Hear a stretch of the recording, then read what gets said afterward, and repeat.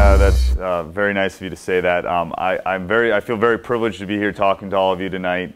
What I'm going to do is talk about winning championships or winning state championships. The Memorial Way is kind of the way I named my talk. What I'm going to do is talk about myself a little bit, because I think to get where I've been, you have to know a little bit about my background.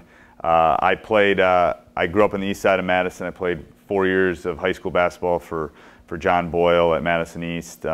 Went from there to play college basketball at Lawrence University for 4 years, and then got my first teaching job in Wausau, Wisconsin, which is northern Wisconsin. Was there for 7 years. Learned under some great coaches that I'll talk about a little bit later.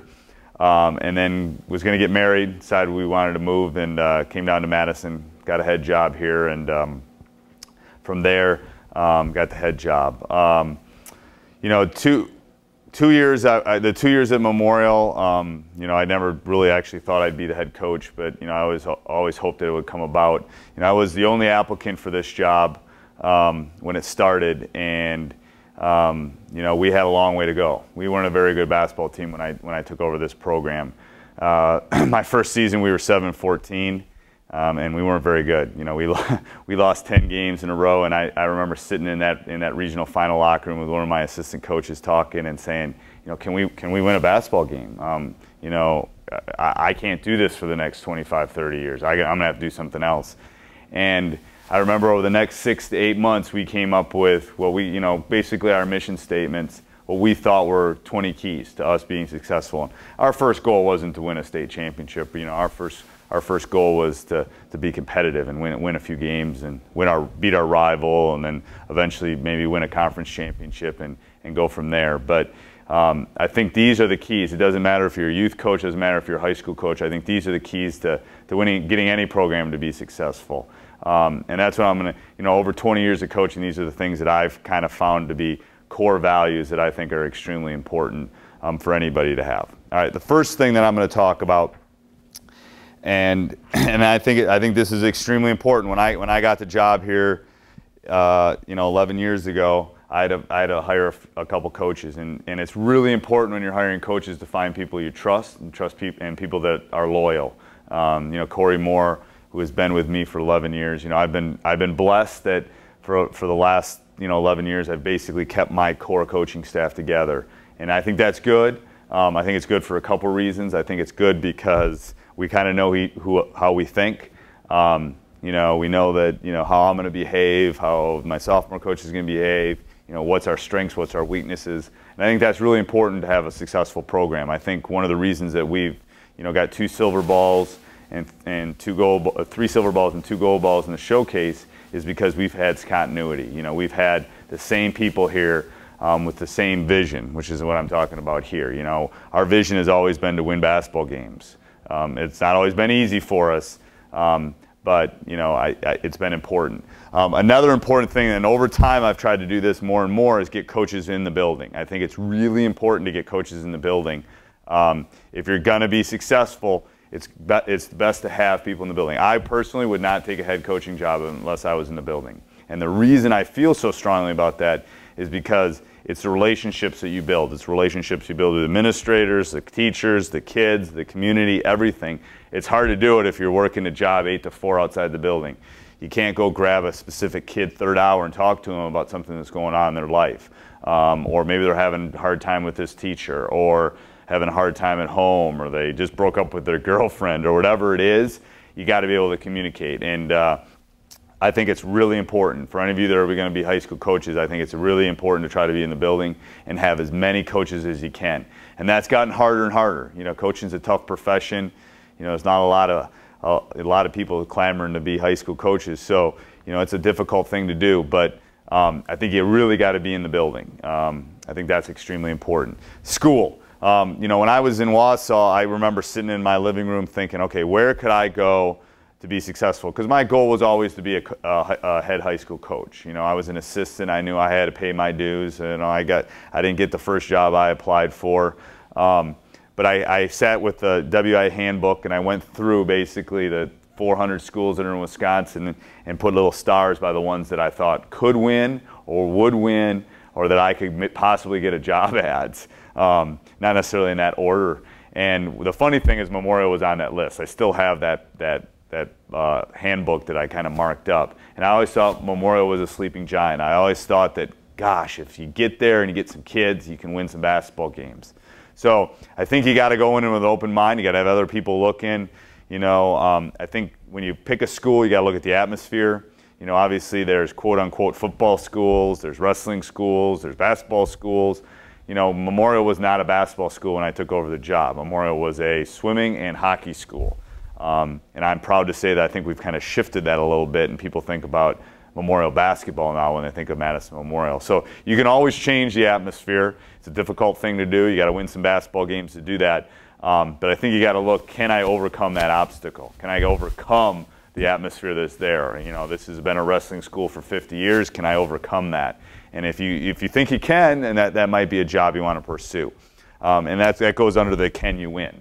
You know, can you get the players? Can you get the guys, the community, the administration, everyone to buy into the stuff that we're going to talk about that it takes to have a championship team?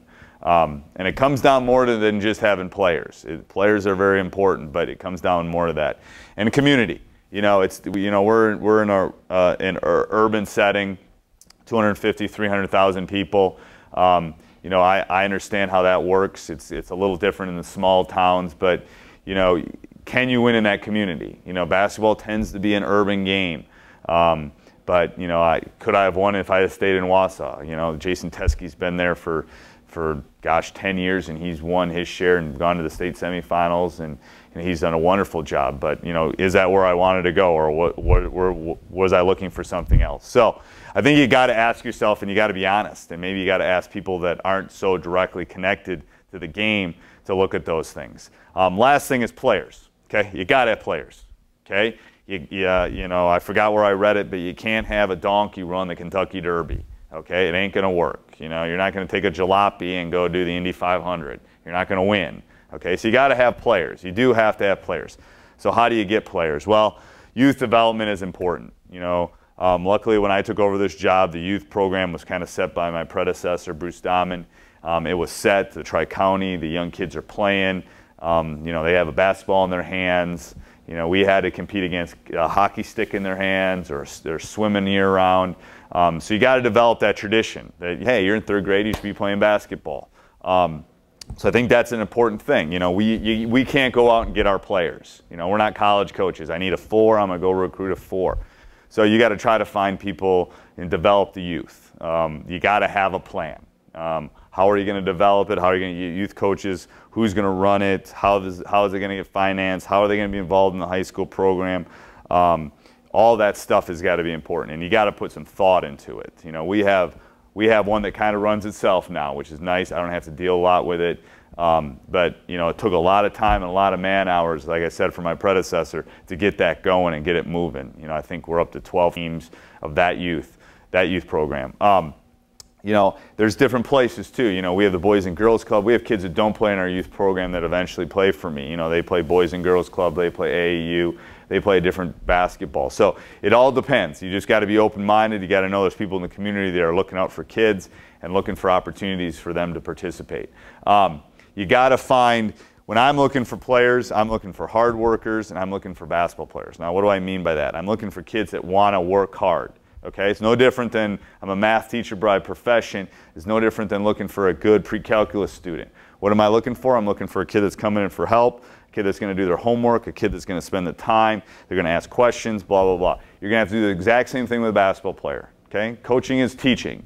And, you know, you got to look for people that want to get better. If they do, they will. You know, Derek Nikemji, 2 years ago, he's playing at Edgewood College now, was a kid that was a hard worker. Didn't play his junior year. Was a role guy, didn't like it, came to talk to me, didn't want to sit on the bench going into his senior year, worked extremely hard, became a very good basketball player, already was, became even a better basketball player, and was a huge part of us getting to the state finals. Now he's having a successful college career, and I just saw his college coach the other day, and he just says he's doing a wonderful job and he's a wonderful kid. So those are the kind of kids you're looking for. You want basketball players. You know, I look for kids that are competitors, and I look for basketball players. Now, what do I mean by competitors? And I have one of these at home, a 7-year-old that hopefully he's going to be a basketball player someday, but he's a competitor. He'll play checkers, he'll play Monopoly, he'll play whatever he's going to do, and he doesn't want to lose. Okay? That's the kind of kid I want. You know, obviously I want guys that basketball is a very high priority, and it's something that they love and they want to do.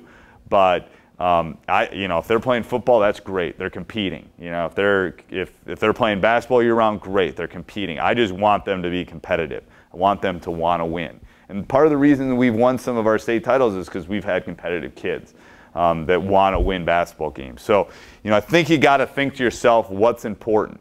What kind of kid am I looking for? What kind of kid can I get? And go from there. So 3 things, you know, and this is not necessarily the most important. I'm not, the numbers don't necessarily mean anything here, but I think if you're building a foundation, you got to find the right people, the right school, and the right players. If you're going to build from the bottom up, like we had to do and when we weren't very successful, I think you got to have these 3 things. If you have any one of those 3 missing, it's going to be difficult to turn a program that hasn't won, like Memorial, around to a winner. And we've been blessed. We've had all 3 of these. We've had I got a great school, a great administration that's supportive. I got great coaches, and I got great players. If you get those 3, it's going to make a pretty good mixture. So you got to ask yourself if they've got all those. And if they do, I think you know, any program can be turned around and be successful, no matter where it's been.